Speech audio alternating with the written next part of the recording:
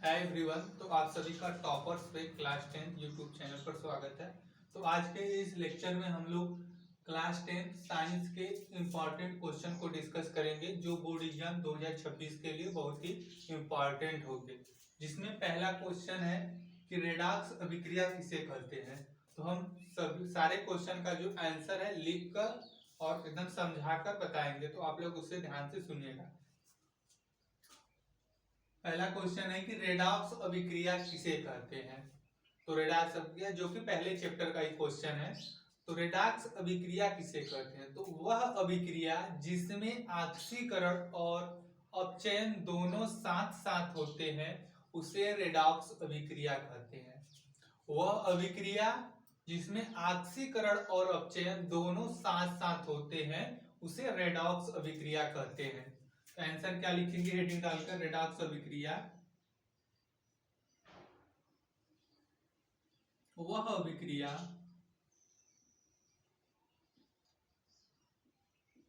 अभिक्रिया जिसमें ऑक्सीकरण और अपचयन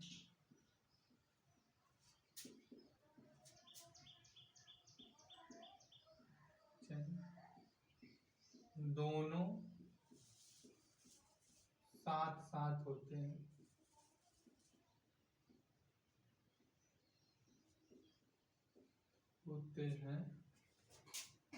उसे रेडॉक्स अभिक्रिया कहते हैं।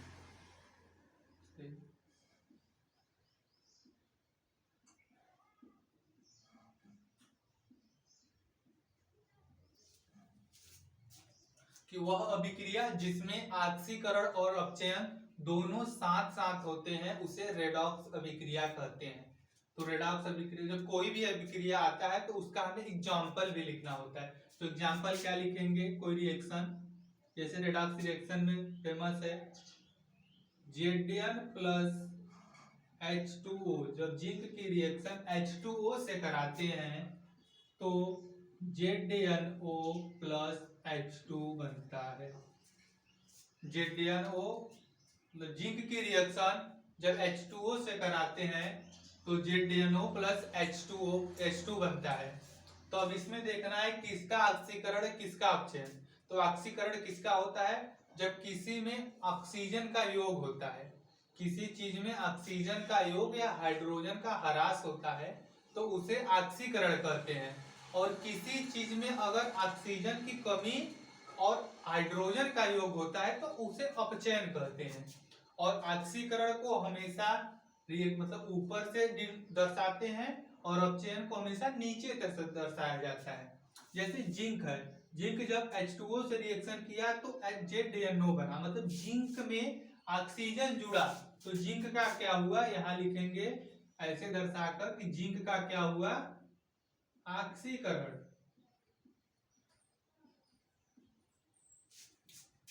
और यहाँ H2O था, H2 मतलब यहाँ से ऑक्सीजन का ह्रास हुआ, कमी हुई। तो जब ऑक्सीजन की कमी होती है तो उसे बोलते हैं अपचयन। तो इसका क्या हुआ है, हाइड्रोजन का अपचयन। तो ऐसे दर्शाना पड़ेगा परीक्षा में जब आएगा तो वह अभिक्रिया है जिसमें ऑक्सीकरण और अपचयन दोनों साथ साथ होते हैं उसे रेडॉक्स अभिक्रिया कहते हैं। जैसे example Zn plus H2O, ZnO plus H2, Zn का ऑक्सीकरण अपचयन भी हुआ। जैसे यहाँ कॉपर भी ले सकते हैं, बहुत सारे एग्जांपल है तो मैंने एक बता दिया। जैसे दूसरा अगला क्वेश्चन है, बार बार पूछा जाता है जो कि बेकिंग सोडा एवं धामन सोडा का रासायनिक सूत्र लिखिए। बेकिंग सोडा एवं धामन सोडा का रासायनिक सूत्र। तो बेकिंग सोडा बहुत इंपॉर्टेंट है। बेकिंग सोडा का जो रासायनिक सूत्र होता है क्या होता है, NaHCO3। NaHCO3। और धामन सोडा क्या है, धामन सोडा का जो रासायनिक सूत्र होता है Na2CO3। बेकिंग सोडा का रासायनिक सूत्र NaHCO3 होता है धावन सोडा का रासायनिक सूत्र Na2CO3 होता है। Na2CO3 × 10H2 भी होता है, तो Na2CO3 लिखेंगे तब पर भी काम चल जाएगा। जैसे बेकिंग सोडा, पूछ दिया बेकिंग सोडा का रासायनिक नाम, तो इसका होता है, ये याद रखिए, रासायनिक नाम क्या होता है, सोडियम बाइकार्बोनेट। क्या होता है बेकिंग सोडा का रासायनिक नाम, सोडियम बाइकार्बोनेट।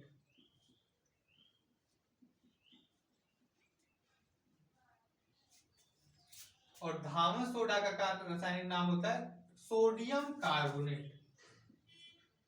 रासायनिक नाम क्या होता है, सोडियम कार्बोनेट। Sodium carbonate. तो ये जो क्वेश्चन है बार बार बोर्ड एग्जाम में पूछे जाते हैं।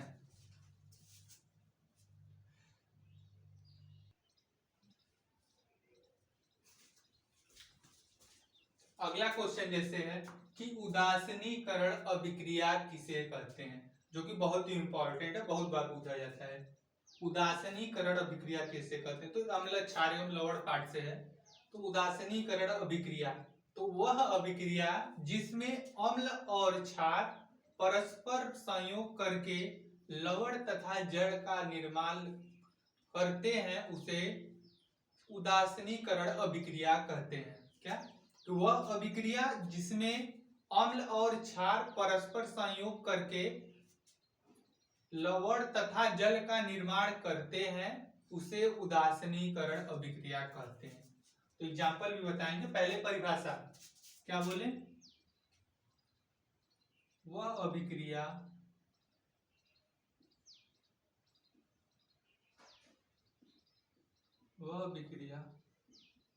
जिसमें अम्ल एवं क्षार परस्पर संयोग करके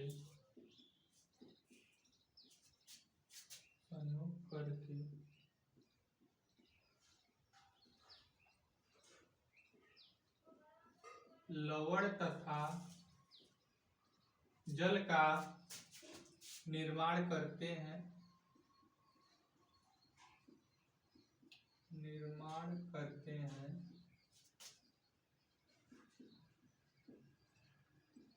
उदासीनीकरण अभिक्रिया कहलाता है। उदासीनीकरण अभिक्रिया कहलाता है कि वह अभिक्रिया जिसमें अम्ल एवं क्षार परस्पर संयोग करके लवण तथा जल का निर्माण करते हैं, उदासीनीकरण अभिक्रिया कहलाता है। अम्ल और क्षार मिलेंगे तो लवण तथा जल का निर्माण करेंगे, उसे उदासीनीकरण अभिक्रिया। जैसे एग्जाम्पल नंबर 1 ले लेते हैं। जैसे कोई अम्ल है HCl, वो क्रिया कर रहा है कोई क्षार NaOH, NaOH क्या है, क्षार, OH माइनस है, H प्लस है, तो अम्ल। HCl अम्ल NaOH क्षार से क्रिया कर रहा है, तो क्या बना रहा है, लवण प्लस जल। तो क्या बनता है, Na का प्लस Cl का माइनस, तो NaCl प्लस H2O। तो Na पे प्लस, OH पे माइनस, H पे प्लस, Cl पे माइनस, तो इसका प्लस इससे जुड़ जाएगा, इसका प्लस इससे माइनस से जुड़ जाएगा, तो NaCl प्लस H2O बनता है। एक क्या है, लवण है, एक क्या है, जल है। जैसे दूसरा एग्जांपल ले लेते हैं, जैसे कोई अम्ल मान लीजिए HCl है, कोई दूसरा क्षार जैसे CaOH का ट्वाइस ले लेते हैं, तो A मिलता है, तो क्या बनता है, देखो A बनाता है CaCl2 प्लस H2O। जैसे 2 ऑक्सीजन है तो यहाँ 2 लगा देंगे, तो CaCl2 plus HCl, CaCl2 plus CaCl2 क्या है, कैल्शियम क्लोराइड, जो कि लवण है, तो जल। तो 2 एग्जांपल बता दें कि वह अभिक्रिया जिसमें अम्ल और क्षार परस्पर संयोग करके लवण तथा जल का निर्माण करते हैं, उसे उदासीनीकरण अभिक्रिया कहते हैं। जैसे अगला क्वेश्चन जो बहुत बार पूछा जाता है कि पीएच पैमाना क्या है, इसका उपयोग लिखिए। तो पीएच पैमाना, पीएच क्या दर्शाता है, अम्ल और क्षार, या उदासीन है कि अम्लीय कि क्षारीय है। तो किस पर निर्भर करता है, H प्लस आयन की सांद्रता, मतलब हाइड्रोजन आयन की सांद्रता पर। तो पीएच पैमाना क्या है कि किसी विलयन में उपस्थित हाइड्रोजन आयन की सांद्रता ज्ञात करने के लिए एक पैमाना विकसित किया गया, जिसे पीएच पैमाना कहते हैं। कि वह मतलब जब किसी विलयन में उपस्थित हाइड्रोजन आयन की सांद्रता ज्ञात करने के लिए एक पैमाना विकसित किया गया, जिसे पीएच पैमाना कहते हैं। क्या लिखेंगे,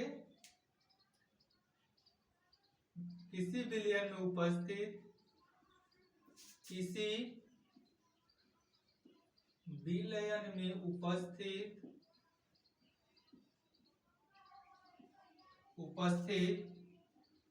हाइड्रोजन आयन की सांद्रता,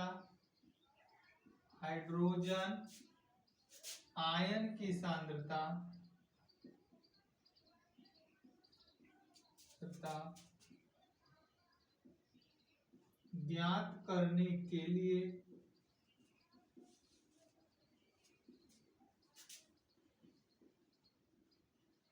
एक पैमाना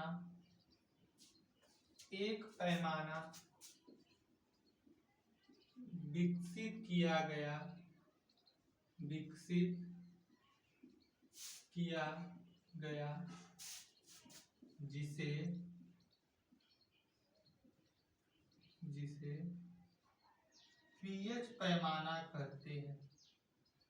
जिसे पीएच पैमाना कहते हैं। तो किसी विलयन में उपस्थित हाइड्रोजन आयन की सांद्रता ज्ञात करने के लिए एक पैमाना विकसित किया गया, जिसे पीएच पैमाना कहते हैं। पीएच का मतलब होता है पावर ऑफ हाइड्रोजन की शक्ति या सांद्रता, पीएच। और इसका उपयोग क्या है, पीएच पैमाना मतलब विलयन, मतलब विलयन की अम्लीय या क्षारीय प्रकृति ज्ञात करने। क्या लिख देंगे उपयोग में, इस पैमाना का उपयोग क्या है, विलयन की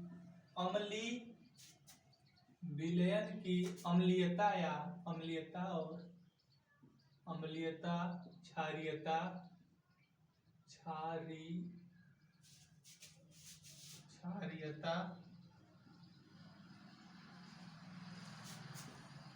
उदासीनता ज्ञात करने में कि विलयन अम्लीय है कि क्षारीय है कि उदासीन है, उसको ज्ञात करने के लिए पीएच पैमाने का उपयोग किया जाता है। तो ये है क्वेश्चन जो कि बहुत बार पूछा जाता है।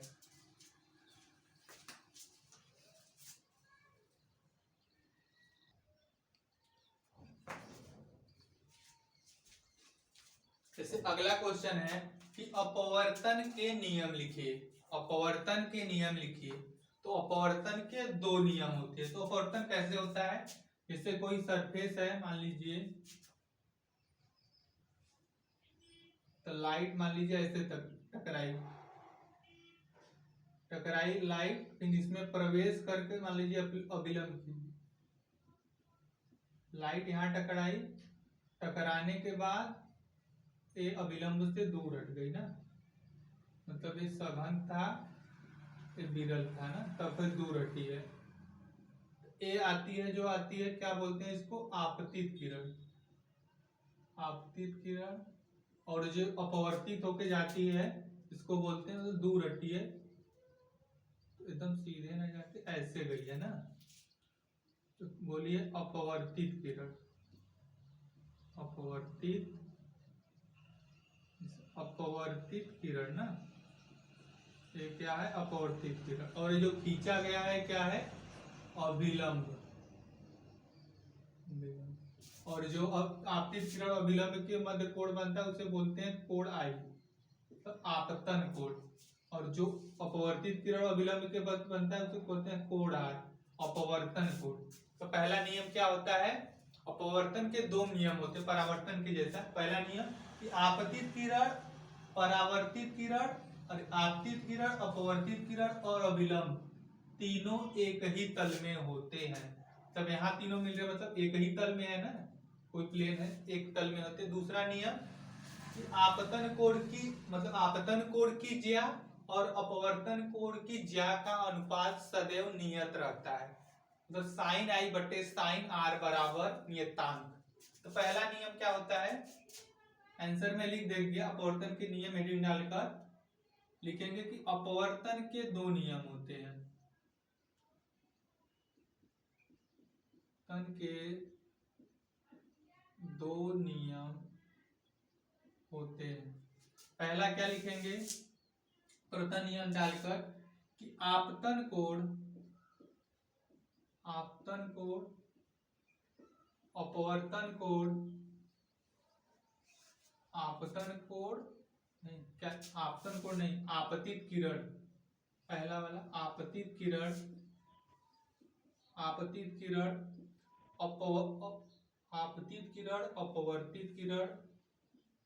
अपवर्तित किरण और अभिलंब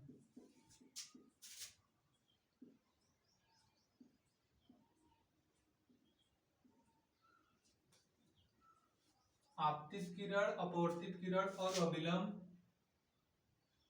तीनों एक ही तल में होते हैं, तीनों एक ही तल में। आपतित किरण, अपवर्तित किरण और अभिलंब तीनों एक ही तल में होते हैं। दूसरा क्या होता है बताएं, आपतन कोण की ज्या,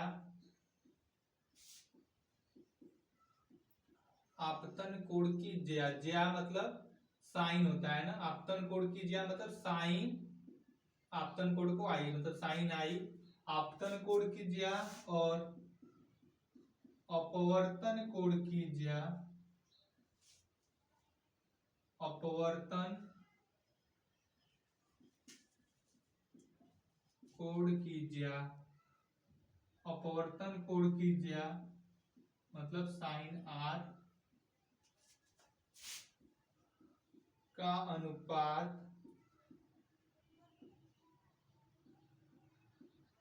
सदैव नियत होता है या नियतांक होता है भी लिख सकते हैं कि आपतन कोण की ज्या साइन आई और अपवर्तन कोण की ज्या साइन आर का अनुपात सदैव नियतांक या नियत होता है।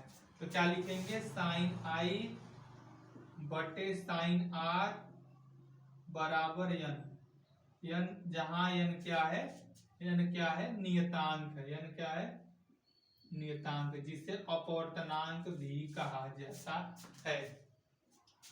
इसे स्नेल का नियम भी कहते हैं ना, द्वितीय नियम को स्नेल का नियम को कहते हैं। तो अपवर्तन कितने नियम है, दो नियम है, आपतित किरण, अपवर्तित किरण और अभिलंब तीनों एक ही तल में होते हैं।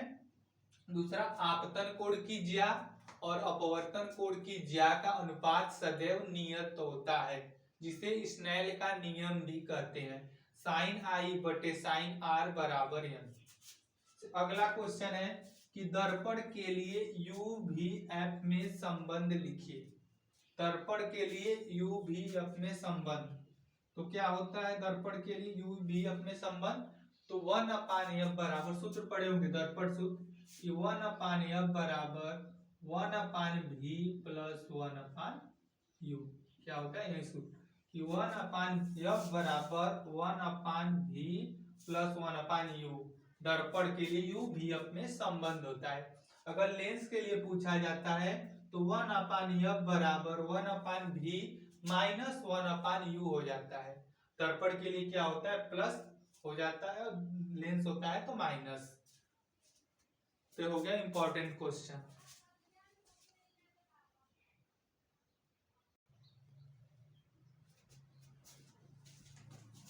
ऐसे अगला इंपॉर्टेंट क्वेश्चन है कि विद्युत शक्ति किसे कहते हैं, सूत्र भी लिखिए।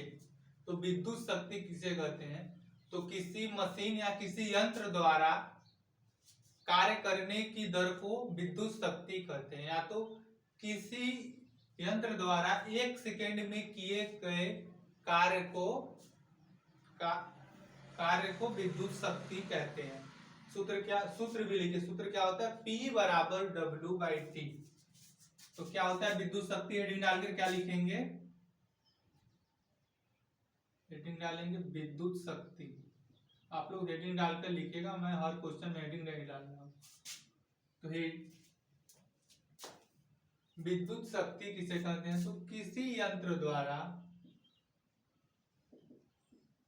1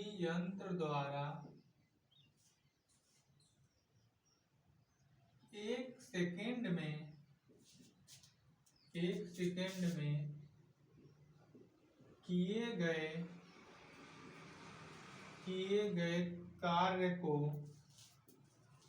किए गए कार्य को विद्युत शक्ति कहते हैं।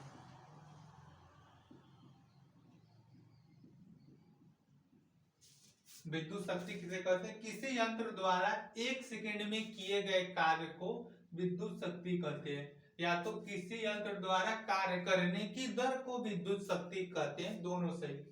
शक्ति बराबर, जैसे सूत्र क्या होता है? शक्ति बराबर कार्य बटे, कोई भी जैसे लिख दे रहा है, विद्युत शक्ति बराबर कार्य बटे समय। विद्युत शक्ति को क्या कहते हैं? पावर, मतलब P से पावर मतलब शक्ति, बराबर कार्य को W, मतलब P बराबर W, समय को टाइम। तो P बराबर W/T, ये फॉर्मूला होता है विद्युत शक्ति का। अगर पूछ जाए विद्युत शक्ति का मात्रक, तो मात्रक भी लिख दीजिएगा कि विद्युत शक्ति का मात्रक, देखो कार्य का मात्रक जूल बटे समय का मात्रक सेकेंड, तो जूल प्रति सेकेंड, या इसी को बोलते हैं वाट होता है।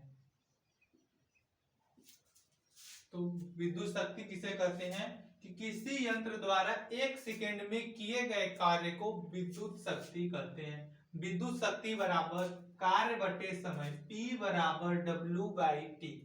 विद्युत शक्ति का मात्रक जूल प्रति सेकेंड या वाट होता है। अगला इंपॉर्टेंट क्वेश्चन है कि ओस्टर्ड का नियम लिखिए। पूछा जाता है ओस्टर्ड का नियम लिखिए या ओस्टर्ड का प्रयोग लिखिए। तो इन्होंने क्या बताया था कि जब किसी चालक तार में विद्युत धारा प्रवाहित करते हैं तो उसके चारों ओर क्या उत्पन्न हो जाता है? चुंबकीय क्षेत्र उत्पन्न हो जाता है। किसी जब चालक तार में विद्युत धारा प्रवाहित की जाती है तो उसके चारों ओर चुंबकीय क्षेत्र उत्पन्न हो जाता है। इसे ओस्टर्ड का नियम कहते हैं। तो ओस्टर्ड का नियम क्या है? ओस्टर्ड का नियम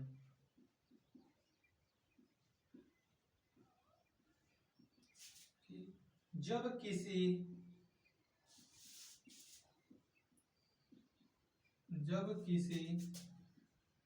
चालक तार में विद्युत धारा प्रवाहित की जाती है तो उसके चारों ओर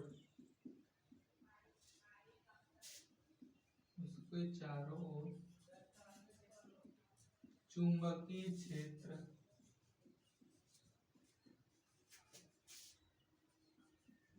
उत्पन्न हो जाता है। ओस्टर्ड का नियम क्या है कि जब किसी चालक तार में विद्युत धारा प्रवाहित की जाती है तो उसके चारों ओर चुंबकीय क्षेत्र उत्पन्न हो जाता है। इसे ओस्टर्ड का प्रयोग या ओस्टर्ड का नियम कहते हैं। जैसे मान लीजिए कोई चालक तार ऐसे है, इसमें ऊपर की तरफ ये क्या बह रहा है? आई इसको क्या कहते हैं? विद्युत धारा। ये क्या है? आई बह रहा है ऊपर की तरफ विद्युत धारा। तो इसके चारों ओर मतलब गोला, मतलब सर्कल में ना, वृत्ताकार में इधर क्या उत्पन्न हो जाएगा, चुंबकीय क्षेत्र।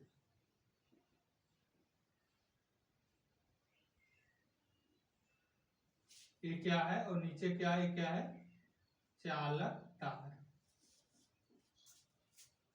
तो जब किसी चालक तार में विद्युत धारा प्रवाहित की जाती है तो उसके चारों ओर चुंबकीय क्षेत्र उत्पन्न हो जाता है।